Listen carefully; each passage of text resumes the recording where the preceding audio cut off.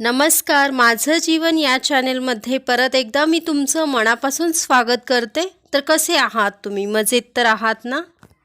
मला प्रायव्हसी हवी, joint family नको, मला वेगळं राहायचं आहे, असे विचार आजकाल लग्न झालेल्या मुलींमध्ये आहे. त्यांना वाटतं की जॉईंट फॅमिली म्हणजे खूप कटकट, कामाचा लोड, त्यामध्ये नवरा बायकोला प्रायव्हसी मिळत नाही किंवा त्यांना त्यांच्या मनासारखे जगता येत नाही. बरोबर ना? असे विचार करून ते वेगळं राहण्याचं डिसिजन घेत असतात आणि त्यामधील काही मुली राहतात देखील. हा जो तुम्हाला फ्रीडम भेटतो, वेगळं राहिल्यानंतर तुम्हाला वाटतं की मी आनंदी आहे.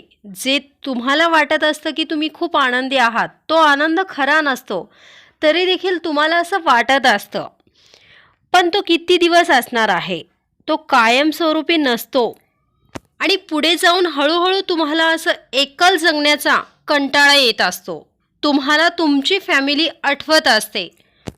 तर आता तुम्ही एक गोष्ट नोटीस करा, तुमच्या नवऱ्याच्या चेहऱ्यावरती ते आनंद तुम्हाला कधीच दिसणार नाही जे त्यांच्या फॅमिलीमध्ये राहून दिसायचा.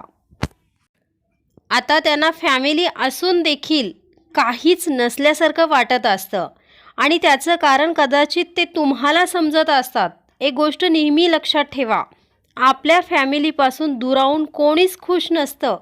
आता तुमच्यावरूनच थोडंसं विचार करा.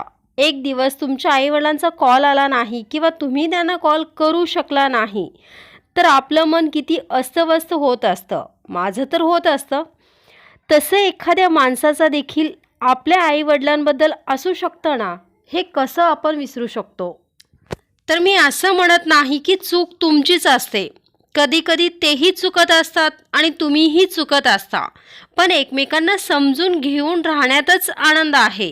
जर समजा गरजेपेक्षा अति होत असेल, तुमचं लग्न होऊन 5 ते 6 वर्ष झालं असेल, तुम्ही खूप दुःखी आहात, त्या घरातील लोक तुम्हाला खूपच टॉर्चर करत असतात, विनाकारण तुम्हाला त्रास देत असतात, तर तुमचा निर्णय योग्य आहे. तुम्ही जर वेगळं राहण्याचा निर्णय घेत असाल तर ठीक आहे, कदाचित तो निर्णय योग्य आहे. तर तिथे राहून मनामध्ये आहे ते प्रेम गमावण्यापेक्षा वेगळं राहणं बरोबर आहे. पण आत्ताची मुली लग्न होऊन 1 वर्षांनी किंवा 6 महिन्यांनी वेगळं राहण्याचा प्रयत्न करत असतात. त्यांना जॉईंट फॅमिली नको वाटतं, कारण त्यांना इतका अनुभव नसतो. फॅमिली, परिवार म्हणजे काय हे त्यांना चांगल्या प्रकारे ज्ञान नसतो, म्हणून ते असे निर्णय घेत असतात. मला प्रायव्हसी हवी, मला वेगळं राहायचं आहे. समजूतदार मुली, संस्कारी मुली असं कधीच विचार करत नसतात.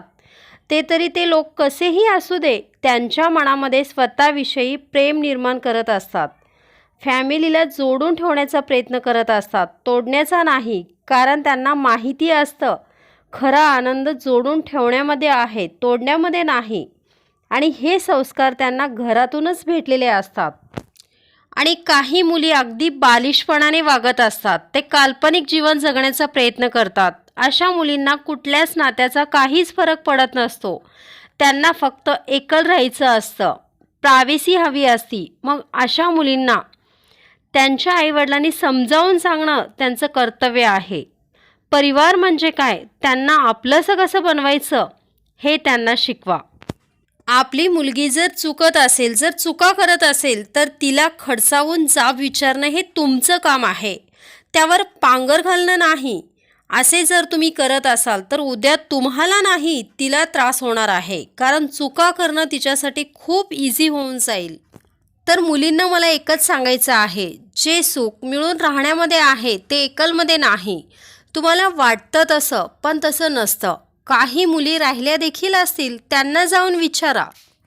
कारण ज्यावेळी आपण मनापासून दुरावलो ना, नंतर तुम्ही कितीही मिळून मिसळून राहिलात तरी त्याचा काहीच फायदा होणार नाही. घर 2 झाले तरी चालेल, पण मन मात्र एकच असायला हवा. कारण आपण घर पुन्हा बांधू शकतो, पण तुटलेलं मन कधीच पुन्हा जोडू शकत नाही. जितकं होईल तितकं फॅमिलीला जोडून ठेवण्याचा प्रयत्न करा. आता मी जे काही बोलत आहे, काही गोष्टी तुम्हाला खटकत असतील, राग येत असेल, तर ठीक आहे, त्यासाठी आय एम सॉरी. पण पुढे जाऊन तुम्हाला नक्कीच कळेल, ज्यावेळी आपल्याला आपल्या माणसाची खूपच गरज असते, त्यावेळी आपल्याकडे कोणीच नसतं. हे वेळ गेल्यानंतरच कळत असते.